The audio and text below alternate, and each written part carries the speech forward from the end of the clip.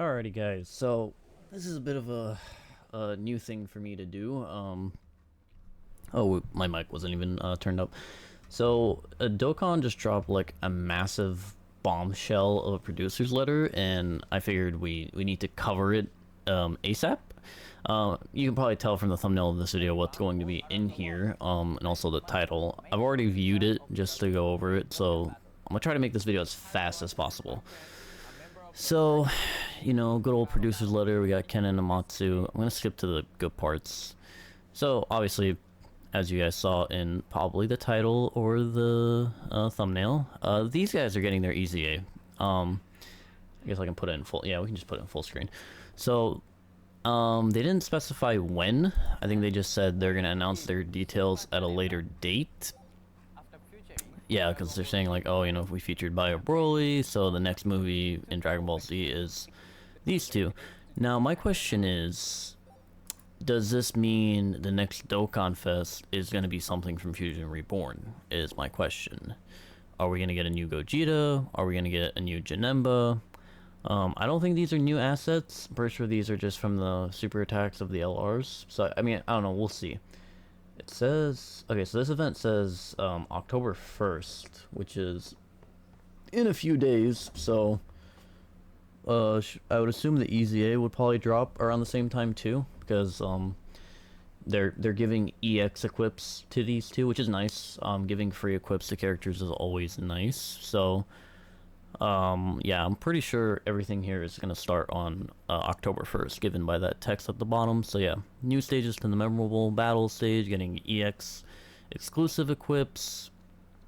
And then over here, this is also some pretty nice information. So they do go over some updates for the unification operation for the schedule. So we have this right here. So it seems like a lot, but they do go over it one by one here. So let's just move along the video, and then we'll talk about it more and more. So they announced these guys are finally getting their awakenings. We know Bardock is going to be an LR at some point by his stats. Frieza does not have LR stats though, so I think Frieza is just going to be a TUR. Given how the quest mode story is going right now, this Frieza is probably going to awaken to a Frieza and Cooler, possibly Frieza, Cooler, and King Cold, possibly. That's what we're suspecting, just based off of how the story's going. As for Bardock as an LR, we don't really know. Now, this is a new campaign. They didn't really specify what this is, but this is going to start, like, literally in a few days.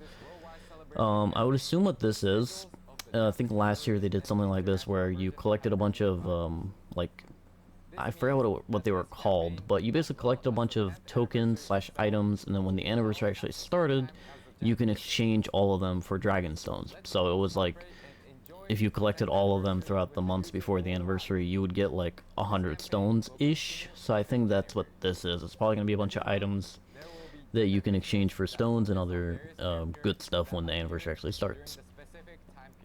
And this is a cool thing they're doing. So every month, they're going to do missions based off characters that appeared during those anniversaries. So in October, we're going to get missions with characters involving like 1st and 2nd anniversary. November is going to be 3rd and 4th. December is going to be 5th and 6th. And then in January, they're doing the last 3. Up all until to the 10th anniversary. So, yep, just releasing characters. Says, yeah, so you obtain Dragon Stones, and yeah, so pretty sure this is gonna be just like them giving out basically like a free 100 stones if you do. Certain characters will be strengthened in November and December for a limited time.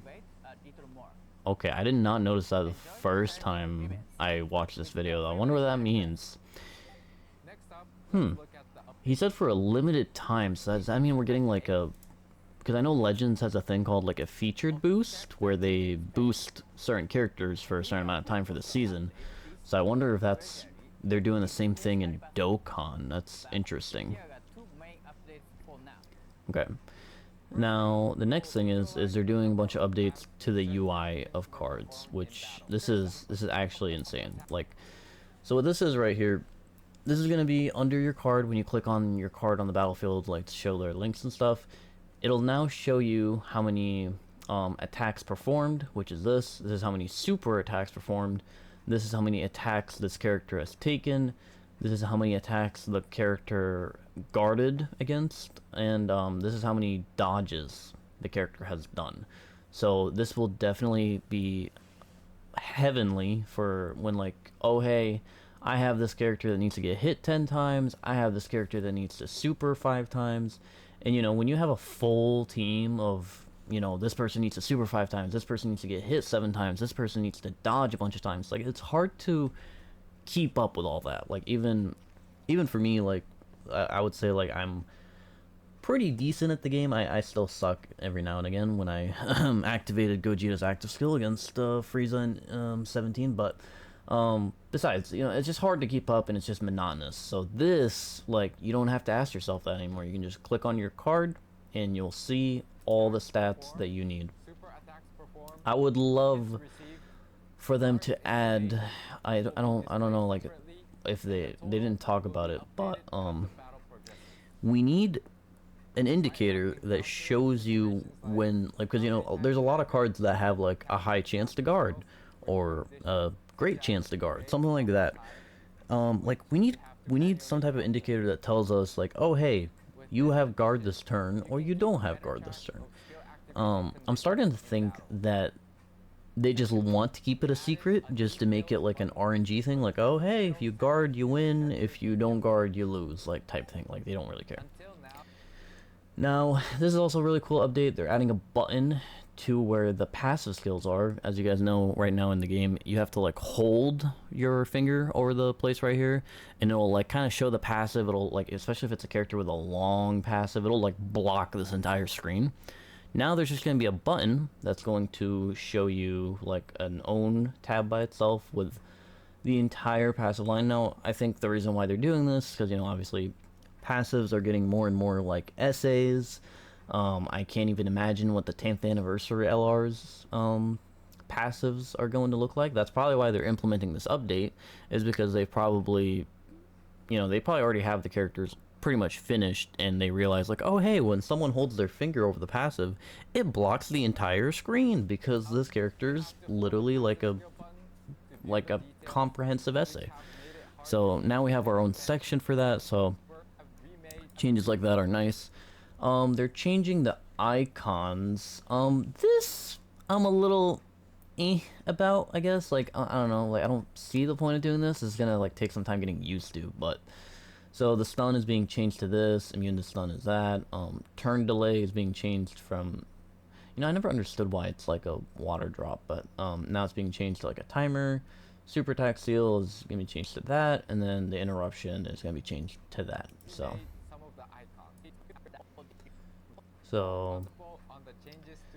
next thing is they're doing an improvement to the Kaioken Goku campaign that new players end up getting when you start playing the game.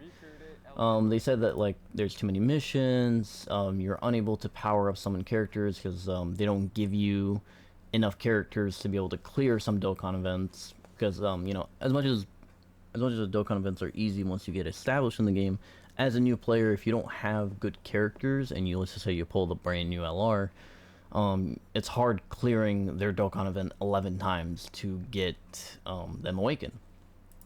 And then also, it's like, once you clear the Kaioken Goku, you just, everything opens up to you, and as a new player, you're like, where am I supposed to go?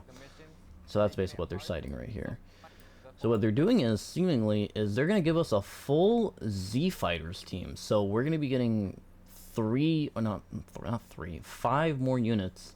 We're getting a, I assume this is a Piccolo and Gohan. This is also good because this is going to be nice SA passive if you don't have the summonable Gohan and Piccolo yet. Whenever you do pull them, you'll be able to farm these guys to like, what's it called, use as SA farm. It does say right here that throughout October, so this is coming soon-ish. Then we're getting a new Krillin, new Yamcha, new Tien, and new physical Chasu. Now, I'm not expecting these guys to be the most insane units ever, but they are going to be, you know, decent enough for a free-to-play player to come in, recruit them really easily, rainbow them really easily, and they'll be able to clear, like, any Dokkan event with them, which is definitely very good if they're trying to get new players into the game. And then let's see, do they show off the panel again? Okay, I guess here, while we're here, because I don't know if they're going to talk about this necessarily, but one thing to notice down here is they do confirm that Super Dragon Ball Heroes is still happening in November, so that is cool. And you know, we get a Carnival LR in December, January. They already talked about this. We already talked about that. We already talked about this. Oh, okay, actually, so yeah, so Bardock getting his awakening basically like soon-ish, and then Frieza is not until later. And we already talked about the coin collection. Okay, now this is the last big thing right here. So they are changing.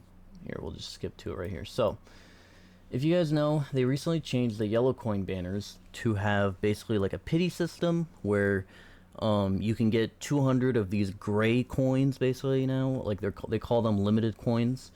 And when you get 200 of those coins, you can buy the brand new LR. Just you can buy one copy of him. And then also the second change is for 7 rounds, you get a featured character every third multi. So you do 2 multis, and then the third multi that you'll do on the banner will be guaranteed featured. And that's for seven total rotations. So they're actually applying this now to monthly Dokkan Fest characters. So the next Dokkan Fest that we should be getting here in a couple days, yeah, it says availability period from October 2nd. So I think this is basically confirming that the next Dokkan Fest is on October 2nd. So this will be applied to them. So moving forward, if there's a Dokkan Fest you really want and it's like a monthly Dokkan Fest, it will have pity. And then also guaranteed featured multis are always nice. Always nice. Like I didn't have the best luck with this feature on Cell Max's banner, but on Captain Ginyu's banner, I think like this featured multi every third summon, I pulled Ginyu on it 3 times in a row. So you can definitely get very lucky with this.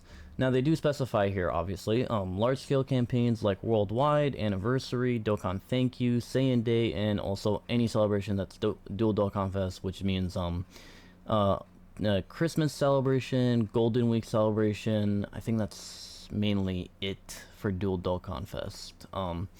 Will not include basically this format. And they said like they're gonna introduce another format. Like we just had the format that they did introduce for Worldwide. I would assume that's basically the format they're going to use for Anniversary as well. Like, you know, coins that are shared between part 1 and 2, and if you get 500 coins you can buy one of the LRs for free, something like that.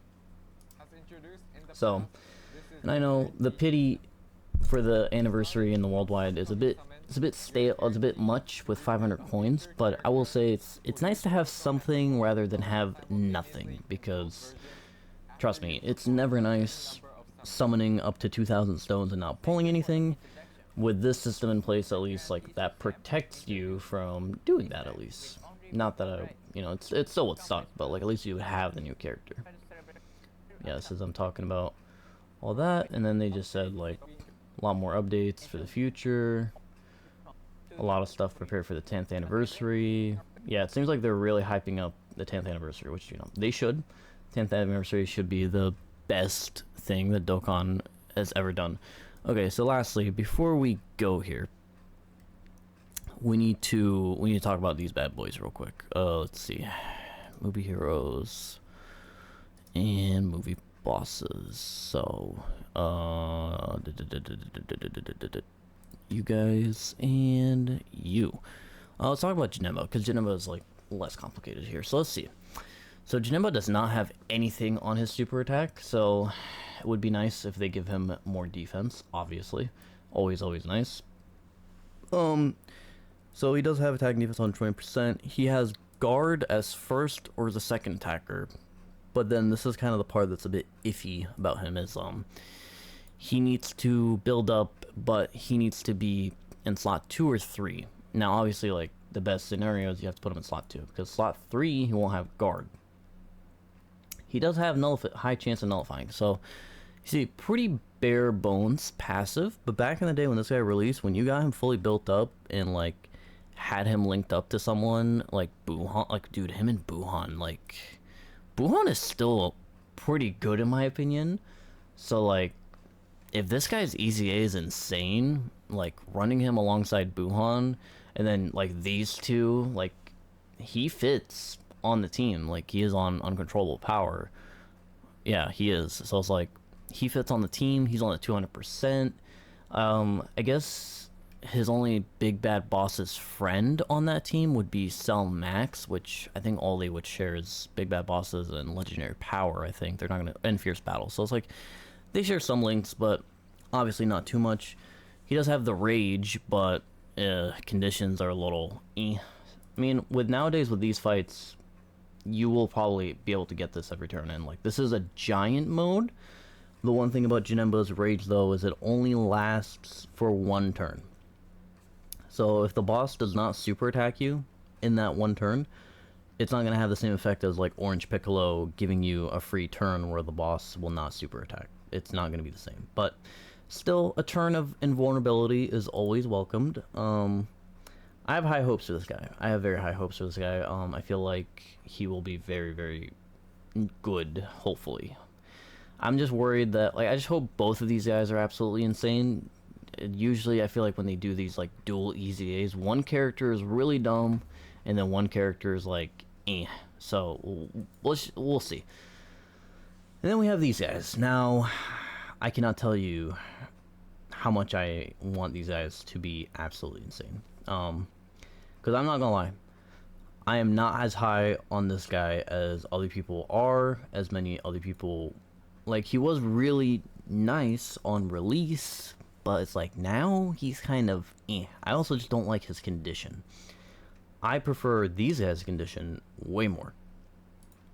Now, if we look at their 200%, they are also, like, that's the thing. It's like, they knew what they were doing with EZing these two, because this guy is on the new 200% from these two, and then Janemba is on the new 200% from these two. So they're both, like, perfect, probably shoo-ins on both of the, like, all the new LR's teams, as long as they're really good, which I'm imagining they're going to be.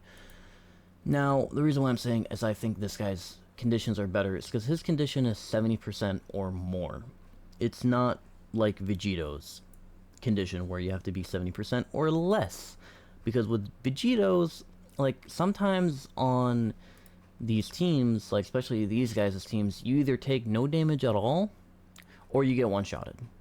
And like, I promise you, like, especially this guy's team, having two of these guys supporting the entire team, and then they can hold down slot 1 no problem at all. Like, even against Goku and Frieza type disadvantage, they don't eat that much damage.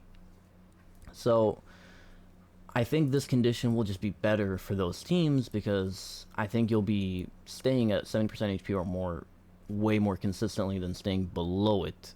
Because also, like, on these guys' team, they create physical orbs, and, you know, when they create physical orbs, they'll heal themselves up and the team up. So let's see. So base passive attack and defense 120%, 30% damage reduction. So yeah, this could get bumped up, which would be nice. More stats, obviously. They have a high chance to rainbow orb change. Hopefully this just gets changed to guaranteed rainbow orb changing. Like that, you know, guaranteed rainbow orb changing is always very, very nice. They already have attack and defense on their super attacks, so that's always really good. And then Super Gogeta. So Super Gogeta here, the one thing about him is he does not have the full heal that Vegito does, but he does have like a little bit of a heal. And you know, you can run him, you can run the actual blue Gogeta, and those two will basically heal like the entire team. Like, he heals like 54% for 2 turns. He can heal up. How many links do they share? 5 out of 7. Okay, yeah, these guys are gonna be gross together. What are their stats that they share between? 60% attack, 10% defense, 4 key. Okay, cool. Alright, now Gogeta here, you know, attack and defense 150%, attack defense all types. This is one thing that I kind of hated. Like, I don't get why they gave him, I mean, I guess I'm okay with it now, but I don't get why they gave him attack effectiveness all types, and then also guaranteed crits. This back in the day was a bit redundant. Now, though, with how hard these, or with these, like, damage threshold bosses, having a good chance to crit on you is very good. Also, this just means, like, oh, hey, you build this guy full dodge. That's it. You build this guy full dodge and rest additional, because once you get this guy out, he's gonna have 70% chance to crit no matter what. You don't need more than crit than that. He also guaranteed rainbow orb changes. He also gets extra key per rainbow orbs. He also does have the scouter as well. Now, I guess this is the one thing that's worrisome about this guy, is I feel like this is going to be a unit that, like, he will transform and he will be really good for the first 5 turns, but if you don't finish the fight by then, you might be in a bit of trouble. But I think that might not also be that much of a problem, especially on this guy. Like, if you have this guy on the team, the family Kamehameha, like, right now, one-shots pretty much every single boss in the game, and it only takes, like, turn 3 to get it up. So, and, you know, you're not getting this guy up until at least turn 4, which means if you get him on turn 4, it's for 5 turns, so you have up until turn 9 to beat the fight, which I think right now, with the bosses that we have, there's not really a lot of bosses living against a well-cohesive team with either these guys as a leader or even, like, this guy as a leader as well. So, I think there's just no way they don't, like, make this guy absolutely insane. Kind of a shame that they kind of restricted this pretty heavily. I don't know if they can maybe do something to, because, like, this is such a cool animation, but it's like you're never gonna see this really, because like, there's not really a lot of bosses that do melee super attacks, first of all, and then second of all, you have to do an 18 key first and then you'll get the nullification. So it's a bit rough, but this is nice to have, because who knows, maybe they'll drop a melee super attack boss that is the new hardest hitting boss, and maybe he's a boss that doesn't super in slot 1 right away, and Gogeta will just be able to nullify it and take 0 damage, and that will make him very, very valuable. So that's it for this video. Let me know what you guys think. I've blabbered on long enough. This is definitely a bombshell that dropped out of nowhere, but I hope you guys are excited as I am. Should be coming out within, again, like, I think it said, like, October 1st or so, October 1st, October 2nd, so in about 5 days or so, basically, like, this upcoming week. Like, I would expect the data download on Monday or Tuesday. I think that's usually when they do the data downloads. And then I think by then also we'll get a teaser on the next Dokkan Fest, which, again, it could possibly be a Fusion Reborn related LR. I mean, obviously the only possible units is, like, maybe like a Goku, like, maybe we'll get another Goku from that. Yeah, actually, that makes perfect sense now that I think about it, because, like, they could just do, they can do, like, a Goku that, will maybe go into Gogeta or something like that, or maybe they could just keep him as a Goku, and then, here, where is he? And then, bam, they give this guy a super easy A. This guy right here. This guy was probably one of my favorite units, because this is the first unit, I think, a summonable unit that I ever rainbowed, and yeah, he was, pretty broken back in the day when you gave him a bunch of rainbow orbs. So yeah, I feel like this guy could be the Dokkan Fest. I don't think PyCon could be the Dokkan Fest. I don't know, we'll see. That's also another unit that could easy A, is PyCon and Janemba as well. We'll see. I mean, I guess, like, because I'm trying to remember, I mean, like, I guess, yeah, because last year they easy-A'd Rose, and then they dropped 21 as the Dokkan Fest. So the Dokkan Fest could be completely unrelated to Fusion Reborn. Fusion Reborn could simply just be like, oh, hey, we're capping off the worldwide celebration with this, and that's it. We're not doing anything else with it. But just some food for thought, if that's how the saying goes. But anyways, I'll let you guys go now. Bye bye. Love you.